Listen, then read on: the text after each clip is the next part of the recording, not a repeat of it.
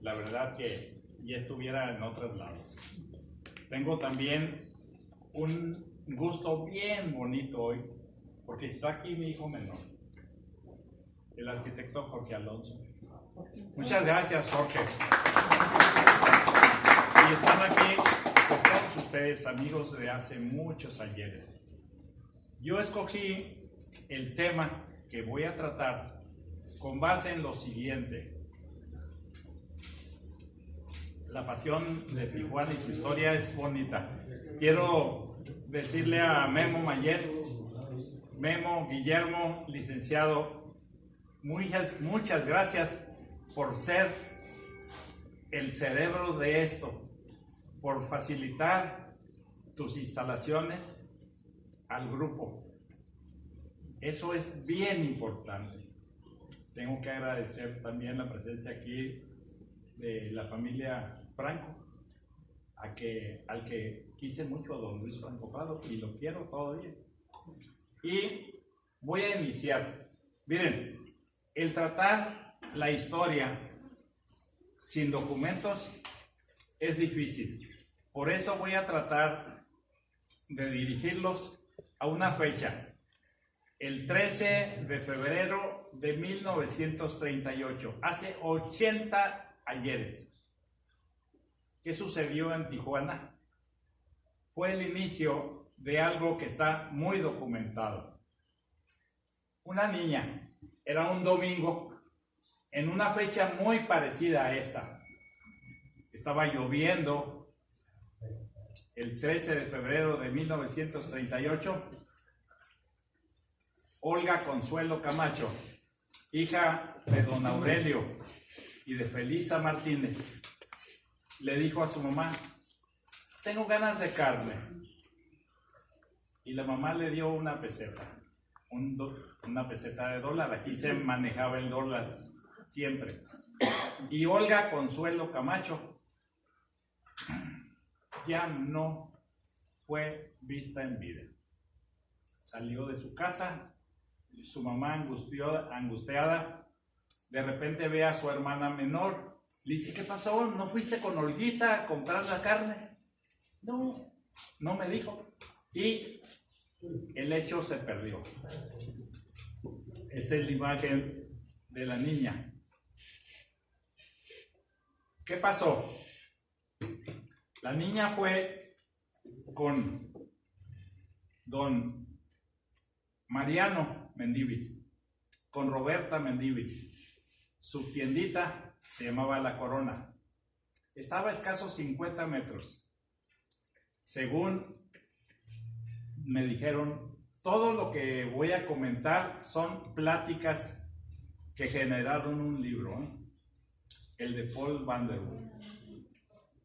Y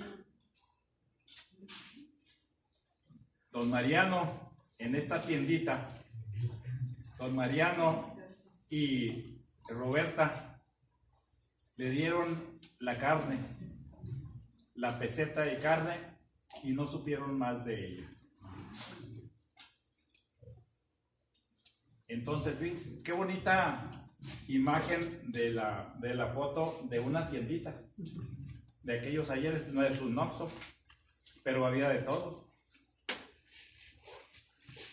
La situación cambió. Don Joaquín Aguilar Robles, un detective internacional, así se llamaba, le llamó esa época del 13 de febrero en adelante, Tijuana cegó de ira. ¿Qué pasó? El grupo amigo de la familia Camacho Martínez pues andaba buscando a la niña, y la niña fue encontrada cerca de donde fue la oficina del general Contreras, Manuel Contreras, que era el jefe de zona. La niña la encontraron muerta. A la mamá no la dejaron ver a la niña. Y Tijuana cegó de ira. Empezaron los problemas y la búsqueda de el soldado que obviamente era el que caminaba a la investigación, porque había sido encontrado en lo que fueron las oficinas del general Manuel Contreras. Entonces, ese detalle está documentado porque hubo graves problemas en Tijuana. La gente realmente pidió justicia. Y aquí en esta otra imagen se ve cómo el ejército se enfrentó a los ciudadanos, a los que exigían la justicia. ¿Qué pasó? Que se quemó el cuartel militar, se quemó el palacio municipal y la gente irritada exigía justicia. ¿Qué hizo el general Contreras? El general Contreras tuvo que hacer y declarar lo que se llama el toque de queda. Aquí el general Contreras en este boletín está diciéndonos qué nos está diciendo, por favor, Jorge. Dice, boletín de la segunda zona militar. Dice, se pone en conocimiento de los habitantes de esta ciudad que el responsable del monstruoso crimen cometido en la persona de la niñita Olga Camacho será castigado con todo el rigor de nuestras leyes, pero sin alterarse en nada el orden que las mismas señalan. Los individuos que han tomado este delito como pretexto para hacer agitación insidiosa en contra del gobierno legalmente constituido, incitando a la muchedumbre para cometer actos delictuosos como el incendio y el saqueo de los edificios de la delegación de gobierno y la comandancia de policía, actos que merecen un castigo ejemplar como lo sufriera el autor del crimen que se ha hecho referencia. Las autoridades militares impondrán el respeto a las leyes, a la sociedad y el decoro de nuestra frontera, aunque penosamente sea necesario hacer uso de las armas. Tijuana, Baja California, 15 de febrero de 1938. El general de la brigada, comandante de la segunda zona militar, Manuel J. Contreras. Y el hecho, el evento, la tragedia fue documentada sobre todo en periódicos de Estados Unidos. El San Diego Union, el San Diego Evening Tribune, lo rescataron en sus primeras columnas. La tragedia, pues, tuvo una repercusión internacional. La frontera se cerró. En esos momentos, el cónsul norteamericano en Tijuana tenía que entender que, como estaba en la cárcel Juan Castillo Morales, que fue la persona que encontraron como culpable, estaba en la cárcel, y en la cárcel también había ciudadanos americanos. Entonces el cónsul tenía que cuidar a los ciudadanos americanos, tenían que saber qué pasaba porque estuvieron quemando la cárcel, el cuartel militar. Entonces hubo una situación simpática, se les prendió el foco.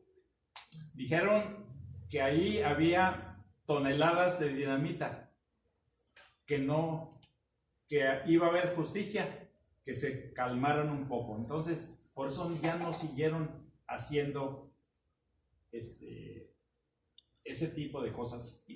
La presión popular cambió. Aquí, en esta otra, vemos cómo la tragedia de la niña fue documentada en Estados Unidos en primeras planas. Este es el San Diego Evening Tribune, y el San Diego Evening Tribune nunca quiso a Tijuana, Le decía, era el que generaba la leyenda negra hacia Tijuana. Entonces, esta es otro de los documentos que traigo. Y aquí está ya en este otro la situación de actividades entre el ejército y toda la ciudadanía. Les decía yo que en periódicos de aquí cerca se denotaba la nota. Este periódico es de San Isidro y en el periódico San Isidro también se rescató la información y en todas se declara que iba a haber justicia, que se había localizado un personaje culpable y que iba a haber situaciones simpáticas de, entre comillas, justicia. Quiero decirles que el general Rodolfo Sánchez Taboada era el gobernador del territorio en esos momentos y el presidente de la República era don Lázaro Cárdenas del Río, el general. La situación estábamos viéndola pues difícil, con personajes muy importantes. ¿Quién era el comandante de policía? El general Luis Viñals Carce, otro general que estaba ligado muy cercano a los grupos militares que gobernaban a México en esos momentos. Era de Manuel Ávila Camacho, uno de sus dedos chiquitos, era el que le informaba qué estaba sucediendo en Tijuana.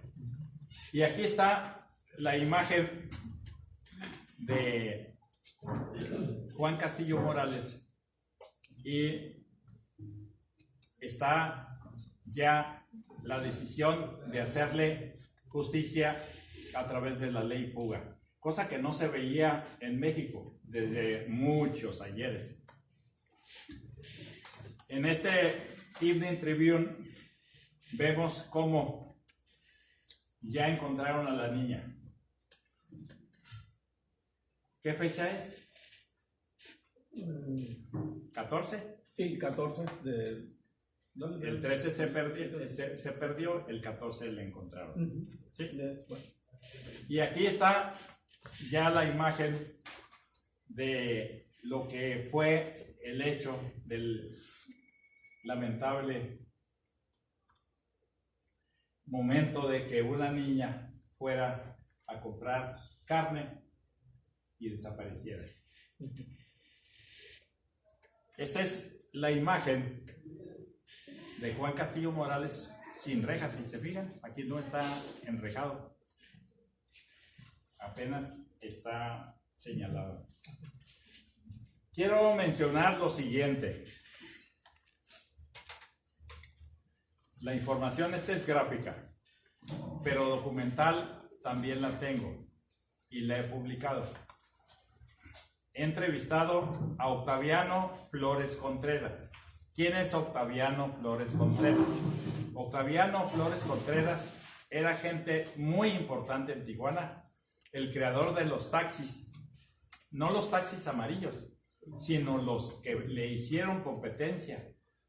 Es más, hay un gremio que se llama Octaviano Flores Contreras.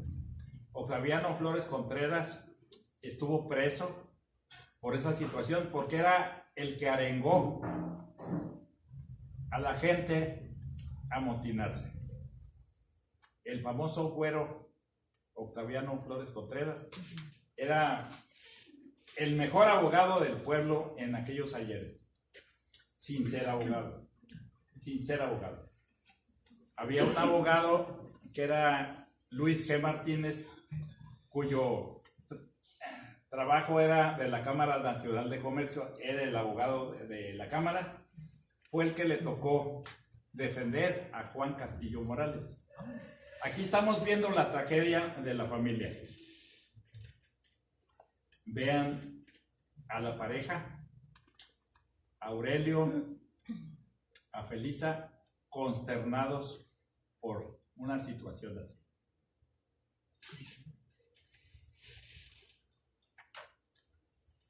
Aquí estamos viendo el incendio de lo que fue el cuartel militar, ahí donde era la cárcel, en este cuartel. Ahí lo tuvieron a Juan Castillo. Entrevisté a Gil Chaides. ¿Quién es Gil Chaides? Gil Chaides era el que manejaba la Julia y fue comandante de bomberos en su momento. Él vivía entre 7 y 8 por la avenida,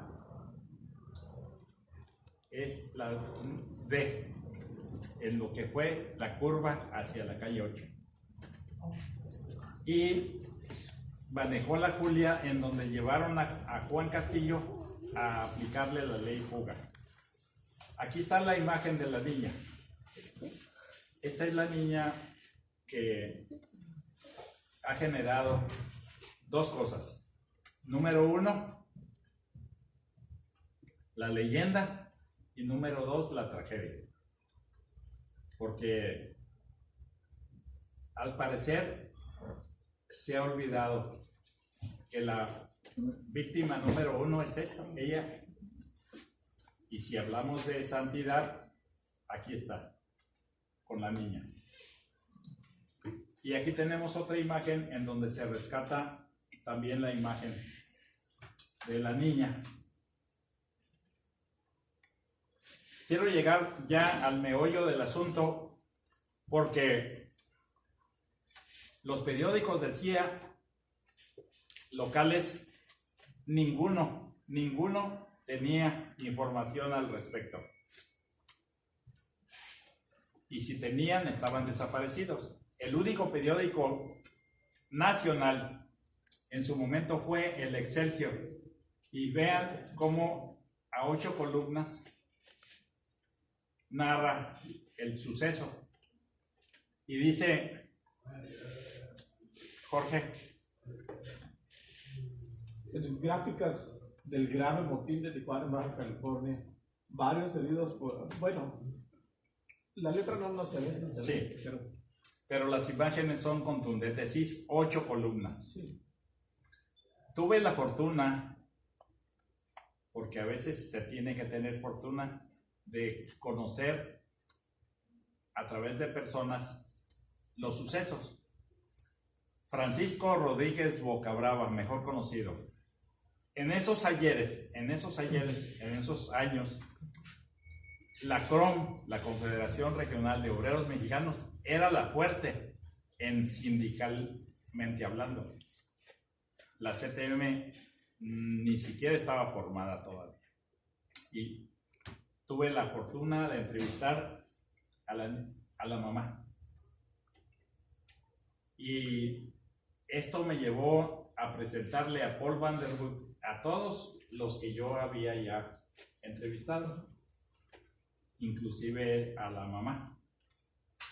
Porque de momento, ante una tragedia tan difícil, en la familia se les prohibió tocar el tema. Y eran puras niñas las que sobrevivieron, pero no podían tocar el tema. ¿Qué pasó con la mamá? La mamá estaba preparando a la niña para primera comunión.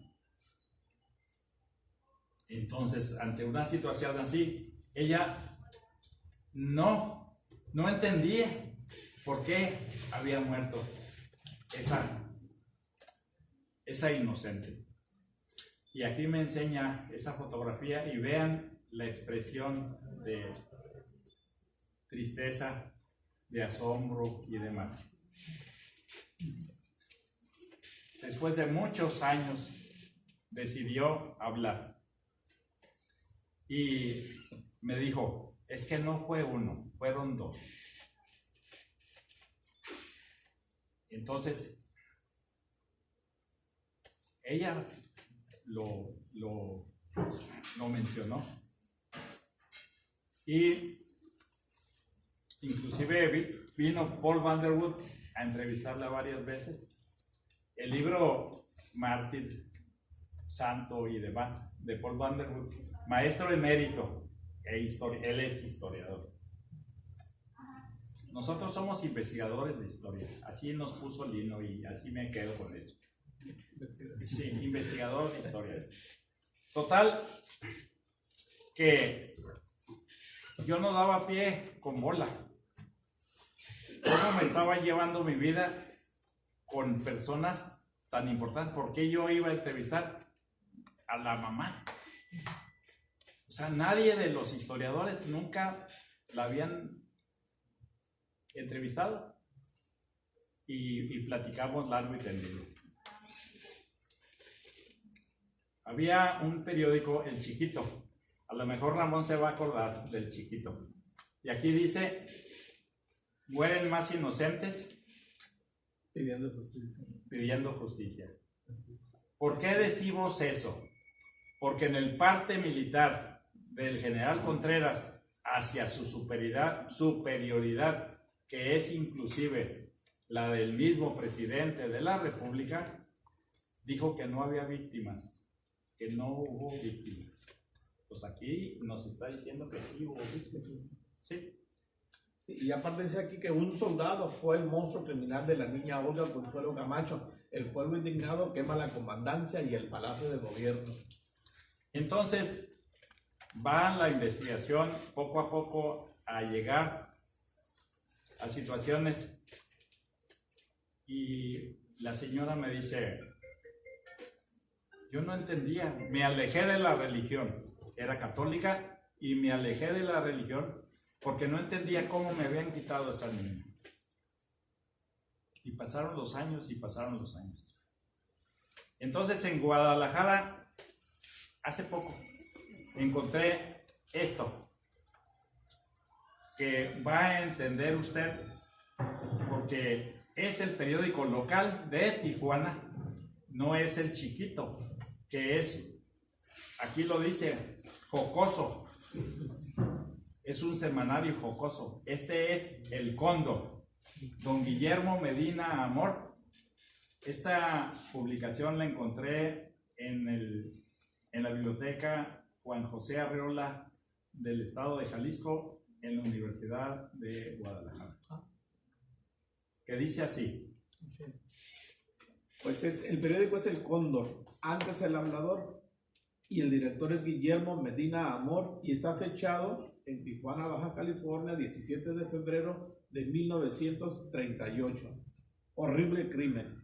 Un sátiro viola y asesina a la inocente niña Olga Camacho.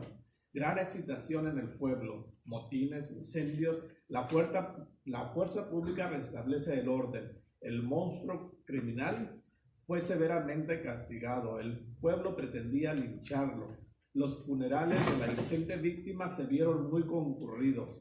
La sociedad de Tijuana se encuentra grandemente consternada. Y es lo que escribe.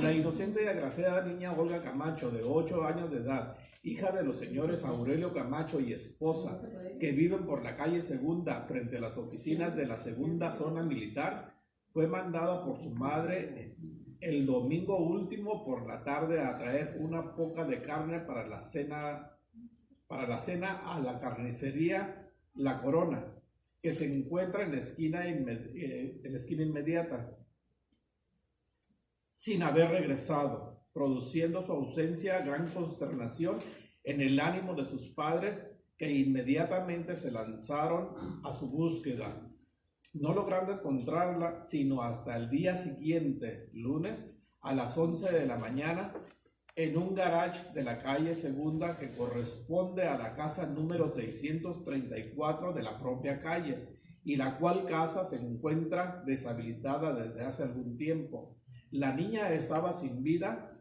y cubierto su cuerpo con unos cartones. Había sido violada y asesinada por un repugnante sátiro, horrible crimen del que no tenemos precedente en la historia de Tijuana. La fina perspicacia de la señora María de Romero contribuyó mucho para descubrir el macabro hallazgo. Avisada la policía, fue trasladado el cadáver al hospital civil.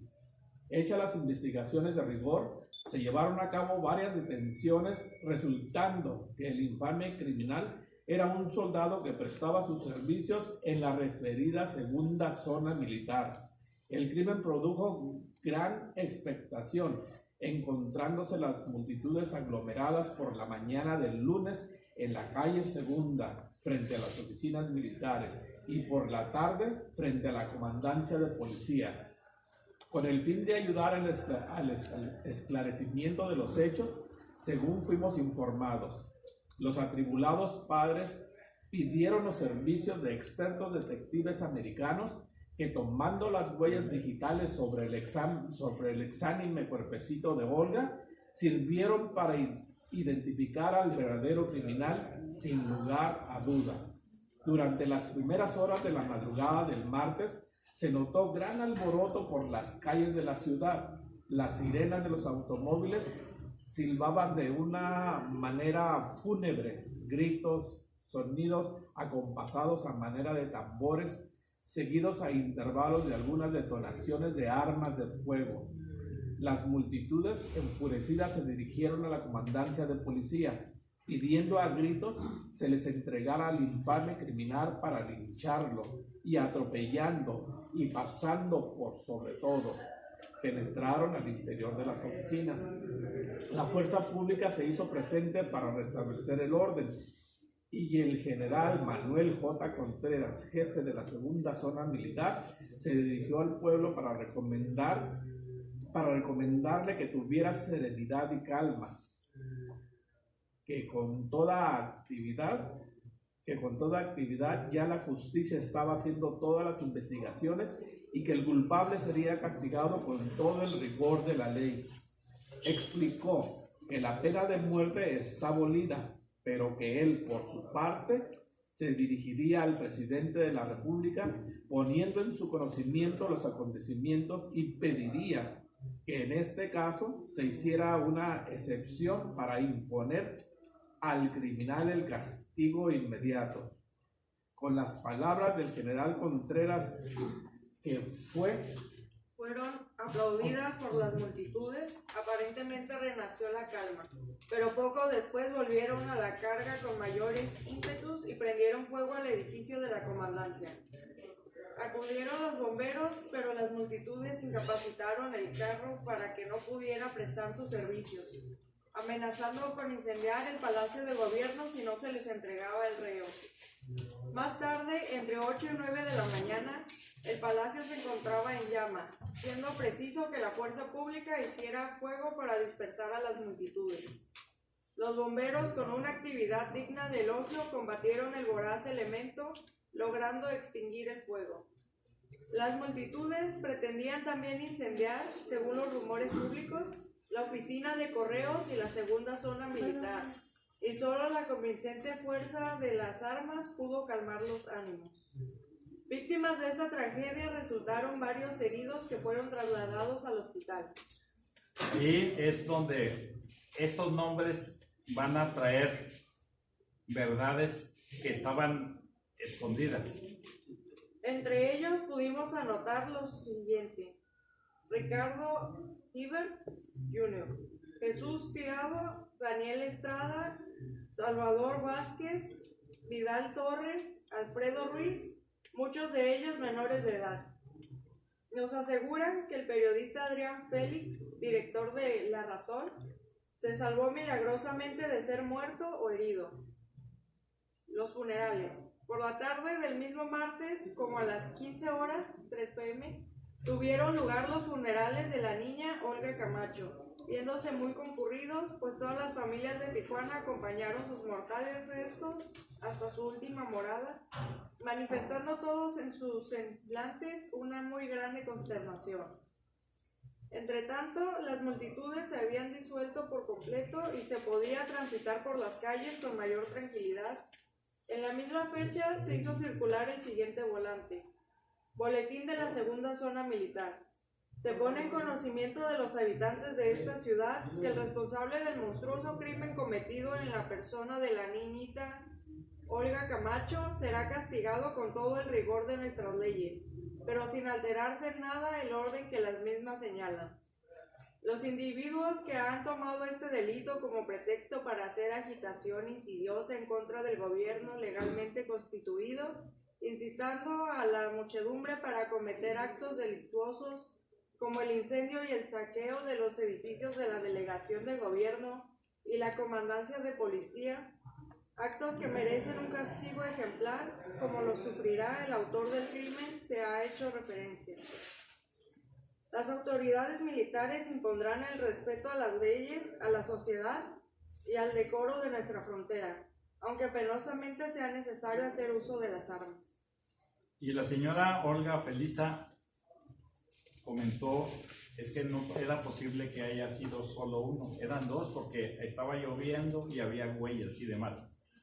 El periódico Excelsior, en su nota dando la muerte de Juan Castillo Morales, indica: Castillo Morales flaqueó al morir. Dicen que se fumó un cigarro, que lo bajaron a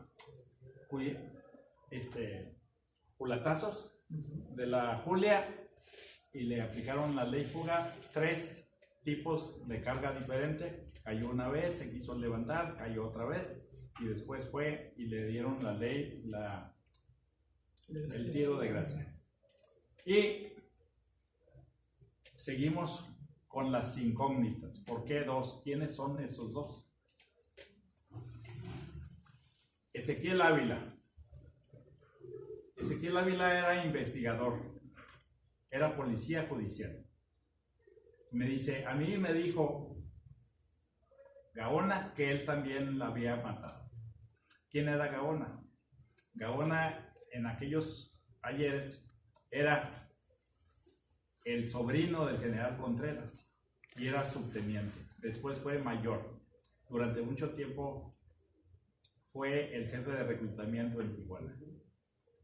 Una persona seria, Ezequiel Ávila, lo tengo grabado y lo tengo publicado con el nombre de el Manuel Gaona. Don Teófilo Cuevas es un muy reconocido personaje en Tijuana. También me dijo, es que Gaona tuvo que ver.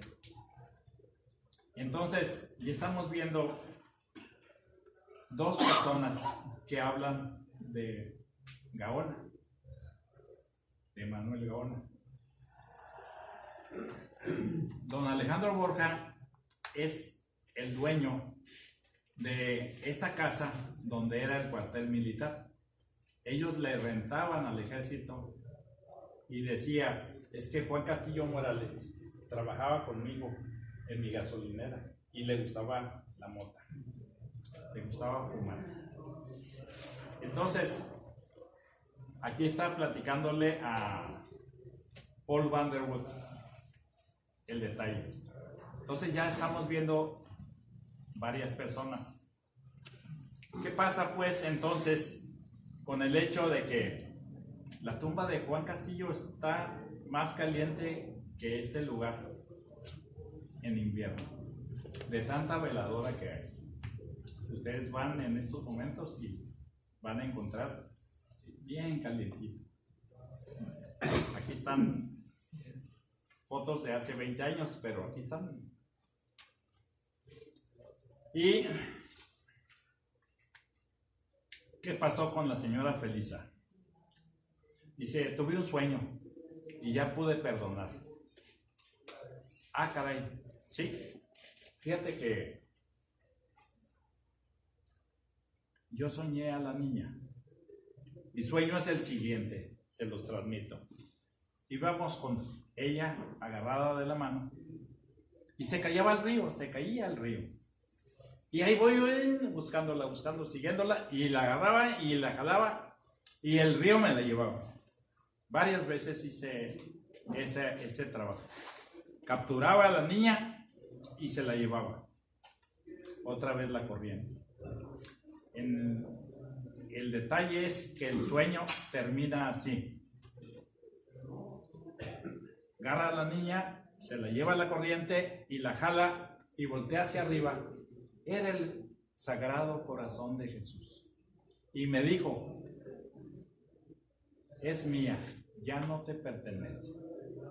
Ese fue el sueño de Felisa Martínez de Camacho, y con eso ella ya volvió a entender la vida, porque no entendemos claramente por qué se van los jóvenes, por qué, a dónde, en fin.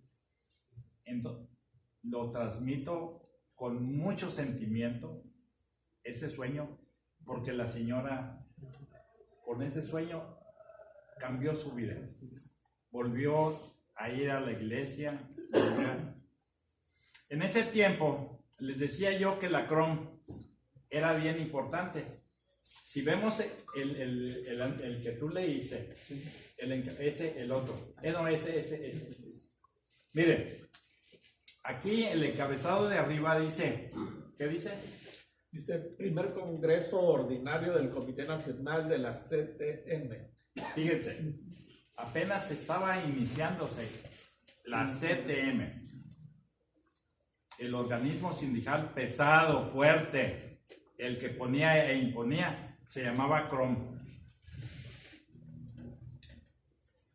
Y vean cómo en un manifiesto que tiene 3 hojas,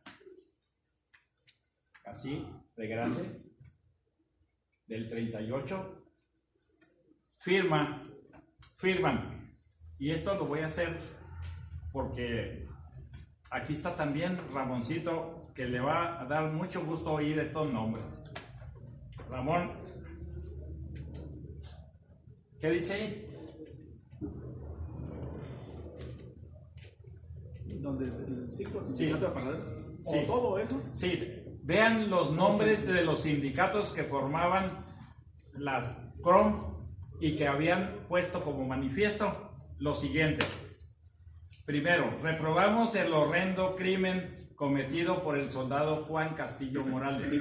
2, respetamos la ley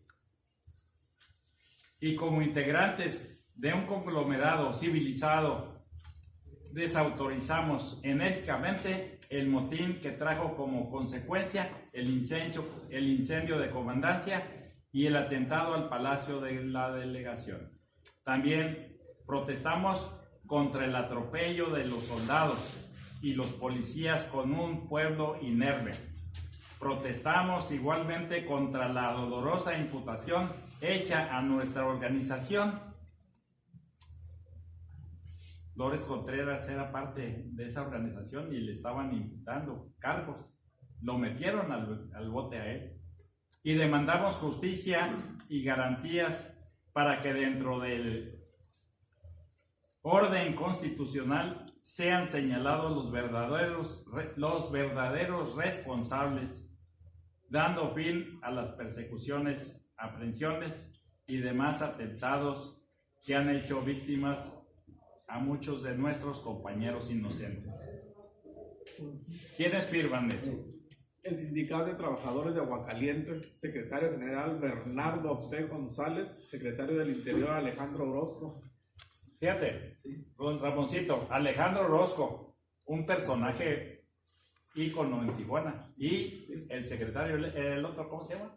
Bernardo P. González. Bernardo P. González, 1938. Sindicato de Agua Caliente. Así es. Era el Albarroja. ¿Son los antecedentes del Albarroja? Sí. Sindicato de Empleados de Cantinas y Hoteles y Restaurantes. Secretario general Tomás Alvarado. Secretario del Interior Pablo H. Silva. Sindicato de Empleados y Obreros de Oficios Varios. Progreso. Sindicato de Panaderos y Reposteros. Sí, está chiquita. Sindicato Albarroja. Y eso que no tiene mi edad. Sindicato de Peluqueros. Sindicato de Empleados de Expendios de Gasolina, Mecánicos y similares. Sindicato de Trabajadores para la Colonia Independencia. En fin, son muchos. Sindicato local de choferes de camiones de transportes de carga. Cooperativa de permisarios de transportes de carga. Sindicato de Trabajadores matanceros y similares. Entonces, fíjense de qué magnitud fue el hecho para que hubiera una respuesta de un manifiesto. Entonces, termino con lo siguiente. Pasan los años y Tere Guerra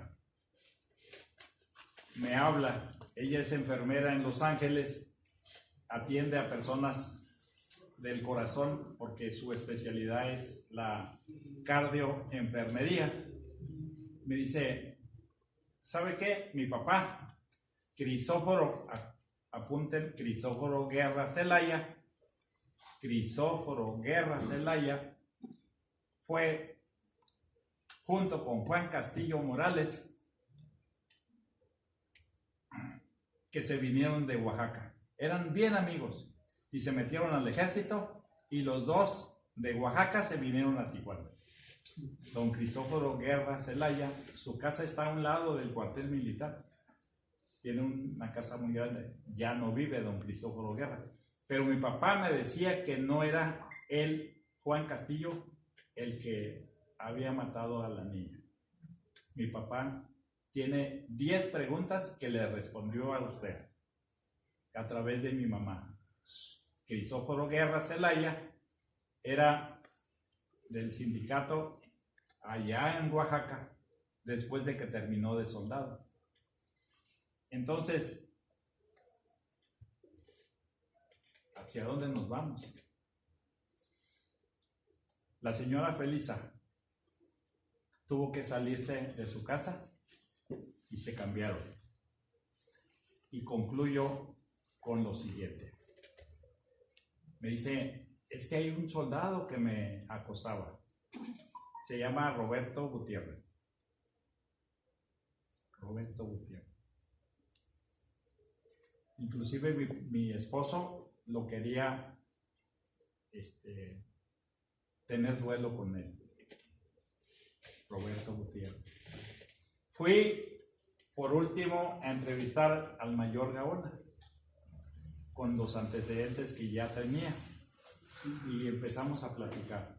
Y al señor grande y le digo, ¿se acuerda del suceso? Sí, ¿cómo no? ¿Y cómo era la niña? Y me responde, grábense esto. La niña era muy sazoncita. Me impactó la respuesta, terminé la entrevista y con eso también termino la plática aquí. Espero les haya gustado. Vean cómo pues un documento nos lleva a otro y sale de una tragedia un mito, el mito Juan Soldado. La niña, que es la verdadera víctima, está olvidada. Espero les haya gustado la plática. Gracias.